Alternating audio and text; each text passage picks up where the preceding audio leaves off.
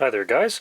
I recently picked up this EM332A 22 bolt action rifle at a local gun shop, and this video is going to be just a summary of the accuracy results that I've gotten with it. Took the rifle out to the range a couple of times this past couple of weeks and shot some 10-shot groups at 50 yards. This is more or less just a way for me to summarize the results that I got with the various types of ammo. It's not a super exciting video, so if you're here for a shooting video, this is not it. This is just me showing groups and discussing the results that I got. So if that's up your alley, feel free to tune in. We'll talk about that. If not, well, maybe we'll get you with something more interesting next time. Anyway, let's get right at it. Alright, let's get this started. There's quite a few groups to go through, and it's going to take me a little while to do it. The worst performing ammo that I've tried was this S&B or Cellier and below. This is a target type loading. Well, not really target velocity, I guess you'd say. Standard velocity, target velocity. It's rated to be 1,066 feet per second, 40 grain lead round nose bullet. It's not bad looking ammo, but it certainly didn't perform very well. At 50 yards, this gave a 4.09 inch group, if you want to call it, or a pattern. Quite a large dispersion all the way around. A lot of times you'll get groups with a cluster and then one outside. Well, this is just a big, gigantic group, so I don't know what S&B is doing with that, but it certainly doesn't perform that well in my rifle. Next up was Winchester Wildcat. This is a high velocity loading, 1,255 feet per second, 40 grain lead round nose bullet. It's an economy type load. This shot reasonably well for 9 shots. This is 9. However, 1 shot went outside the group. This is why 10-shot groups are kind of more telling than even a 7-shot group, or certainly more than a 5-shot group. So we've got 3.13 inches for the 10. For those extreme, these 9 are in 1.33 of an inch, which is pretty reasonable. This is the kind of thing you quite often see with economy ammo. You'll end up with these sort of flyers outside of the group, whether that was an excessive powder charge or a lighter than normal bullet or something. That one went for a fling out into the wild blue yonder. Alright, let's grab the next one. So the next loading was this American Eagle, and this is product AE5022.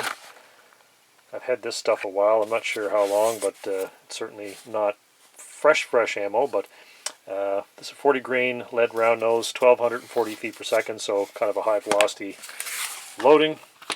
And as you can see, we've got another one of these deals where we've got 9 shots in a cluster and then 1 outside of the group. So for the 10 we have 2.72 inches, and for 9 of those shots we have 1.70 inches. So not a bad plinking grade ammo. You wouldn't want to be shooting in some kind of a match because that one might come back and bite you. Alright, next up, grab my pile of targets. Hopefully people don't find these targets to be too annoying. I basically shot at a 1-inch square patch, and then I peeled the patches off because it's not where the groups landed in relation to the target or the aim point. It's the size of the groups that matter. Alright, next up we have a true bulk pack. This is the Winchester 333, 36 grain, copper plated hollow point, 1,280 feet per second. You can get the same ammo in a box called 222, 333, and 555. Maybe they make other sizes as well, but it's all the same ammo, just different packaging. And certainly representative of a bulk type of ammo. 1,280 feet per second, like I mentioned. This suffers from the same disease of having a group with a flyer out of the rest of them. In this case it dropped low, so perhaps that was a slightly reduced powder charge. So we've got 9 in 1.16 inches and 10 in 2.25. I just want to caution you, if you count holes in some of these targets and you don't come up with what looks like 10 shots, there are actually 10 shots in all of these targets.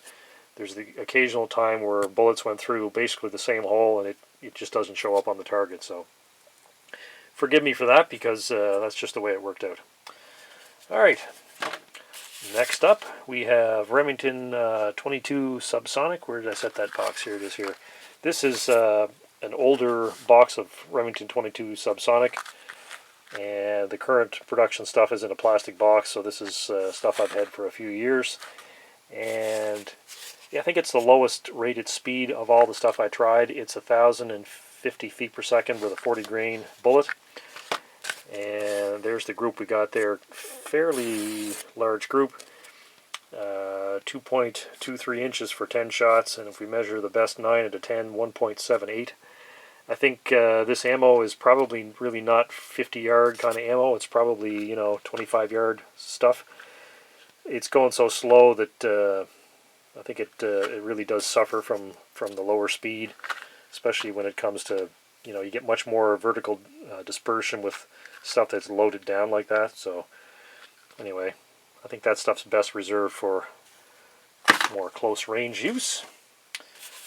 So next up we've got some Federal 711, not the store, the ammo. So this is Federal Champion 711 product number. This is once again older ammo. I suspect this is probably 30-ish years old. Bought a bunch of this at a gun show several years ago. It shot pretty decent. We've got 9 in this cluster right there, and 1 dropped out to open it up. So in the 10 shot group is 1.86 inches and the 8 is 0.88. So that's, if it wasn't for that one, that would be quite a decent group.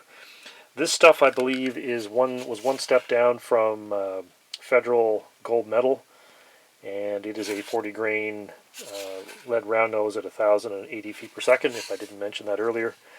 Oh, by the way, all of these groups were measured center to center, so that's the extreme spread from center to center basically is how these were measured. So just in case anybody was wondering, we've got another older box of 22 sort of target type ammo. This is Remington 22 target, and this stuff is a 40 grain lead round nose at 1,150 feet per second, so sort of a standard velocity. And it didn't shoot great, but not terrible either. The group's reasonably round. So 10 shots in 1.75 inches, and 9 of those are in 1.18 inch. Probably would have shot better when it was fresher, but age is not always kind to 22 ammunition. Next up, we've got a round that I thought would shoot a little better than it did. This is the CCI Standard Velocity. It's a 40 grain lead round nose bullet at 1,070 feet per second. This stuff usually shoots pretty well for me. It didn't shoot terrible in the EM332, but it didn't shoot as well as I thought it would. You can see we've almost got 2 separate groups going on there. We've got a cluster here and a cluster there. 10 shots, 1.69 inches, 9 of the 10 in 1.3 inches. So anyway, that's a little bit disappointing. I thought that would shoot a little bit better than that, but there you go. Next up, we've got the old reliable CCI Blazer. If I can find the box. Oh, there we go. There's the box right there. Everybody knows CCI Blazer. Good reliable ammo. Not, match quality, but then again, not match price either. So this is a 40 grain lead round nose at 1,235 feet per second, so a true high velocity load. I've shot a lot of this over the years. I once shot an entire case of this one summer, back when it was like 17 bucks a box of, it was a 525 in a bulk box, so 5,250 rounds one summer without a single misfire. So pretty reliable stuff. I like CCI products. So this shot a 1.68 inch group for 10 and 1.43 inches for 9. So fairly round group. Not the best accuracy, but then again, it's not a high-priced loading either. Alright, let's see what we got next. We've got some Mexican ammo next, and this is one of these things that no matter which way you pronounce this, someone's going to tell you you're wrong. I've been told by somebody who was Spanish-speaking that it's Agia, but a lot of people call it Aguila. You say it whatever way you want. I don't care. This is the Agia Super Extra. Confusingly, they make a high velocity load and a standard velocity load that are both called Super Extra. I don't know why they do that. At any rate, this is the standard velocity version of the load. So it's a 40 grain lead round nose at 1130 feet per second. And there's the group there. So, you know, reasonably round group, 1.51 inches. I didn't bother doing a 9 out of 10 because there didn't seem to be any obvious subgroup going on there. It just seemed to be fairly round, so just slightly over the 1.5 inch mark, which is not terrible. It's not great. It's kind of in the middle of the road there, but not really expensive stuff, so one shouldn't expect too much out of that. Alright, see if I can find the next box here. So the next is this Federal 510. So this is Federal Champion 510 loading. So 40 grain solid, 1,240 feet per second. So another good reliable Federal loading. I find Federal 22 ammo is generally pretty good. So this stuff here shot a group with sort of 2 outside of it. We got 8 in there, and then we got these 2 outside. If we measure the entire thing, 1.46 inches. The best 9 out of 10 is 1.28 inches. So not bad. Usually have pretty good luck with the Federal ammo. Alright, we're moving right along here. Now we're moving into the realm of the more expensive loads. This is some German ammo, some RWS rifle match. It was $9.49 plus tax, so it was over $10 for this box at my local gun shop. When I got it, I just bought the one, and it's empty now. So this is a 40 grain lead round nose at 1,083 feet per second, so a standard velocity or a target velocity load. Pretty good stuff. And there's the group that it shot. We have 1.09 inches for the 10 shots. So we've got 9 in this little clump here, and then 1 slightly outside. For the 9 out of 10, we have 0.72 of an inch. So that's a pretty good shooting round, but then again, it should be for over $10 a box. Next up, we got another fairly expensive box of ammo. This is Remington Ely Club Extra, so basically just Ely brand ammo distributed by Remington, to the best of my understanding.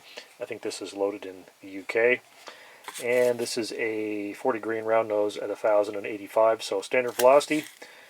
And here's the group that it shot. So we've got 10 shots in 1.08 inches and 0.89 of an inch for 9 out of those 10. So that's pretty decent stuff. That's I think that's $8 or $9 a box, I think, something like that. I could be mistaken. It's been a while since I bought that. Unfortunately, that's also empty. That was the last of that stuff. Alright, we're getting close to the end. This was sort of the best performing of the standard priced and certainly the best performing of the high velocity ammo. This is Federal 710, and it is a 40 grain plated bullet at 1240 feet per second. So yeah, copper plated solid bullet. So this stuff shot pretty darn good for, you know, regular priced ammo. And there's the group. 1.08 of an inch for 10 shots and 0.88 of an inch for 9. So it actually bested the RWS rifle match by virtue of having a very slightly smaller 9 into 10 shot. So might not look quite as impressive, but they're actually slightly closer together. So that's pretty good shooting stuff. That might be kind of a good all-around choice for that rifle, if a fellow could find some more at this point in time. It's kind of hard to find any ammo at the moment. Alright, only 2 more left to go.